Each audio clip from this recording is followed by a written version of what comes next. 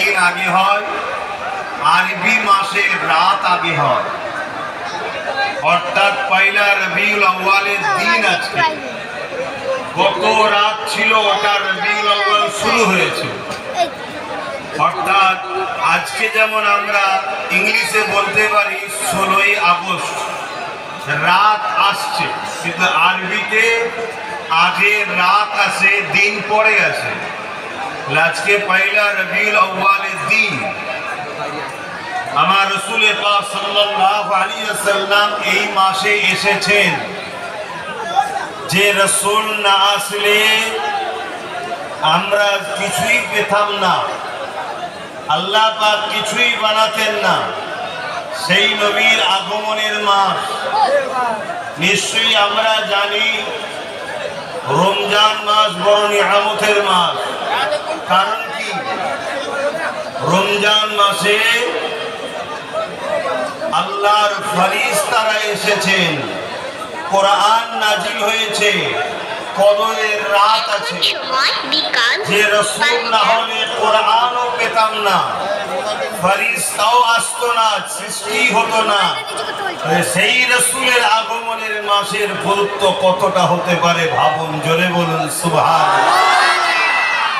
আজ মাহফিলে যারা এসেছেন বেশিরভাগ যুবক।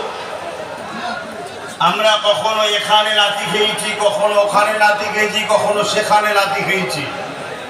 আমরা সর্বসময় ভালোবাসার নামে ধোঁকা খেয়েছি, তাই তো নাকি? কেন? ধোঁকাবাজকে প্রেম করেছেন তাই তো ধোঁকা খেয়েছেন। আসুন এক লিডারের আলোচনা করছি, এক লিডারের কথা বলছি। ওই লিডারকে ভালোবাসুন, দুনিয়াতেও আপনি লিডারশিপ পাবেন, পরকালেও জান্নাতে উঁচু মাকাম পাবেন। জোরে বলুন সুবহানাল্লাহ। কেন? তিনার মতো লিডার আসেনি আর আসবে না, এবং তিনার রাজত্ব আজও চলছে।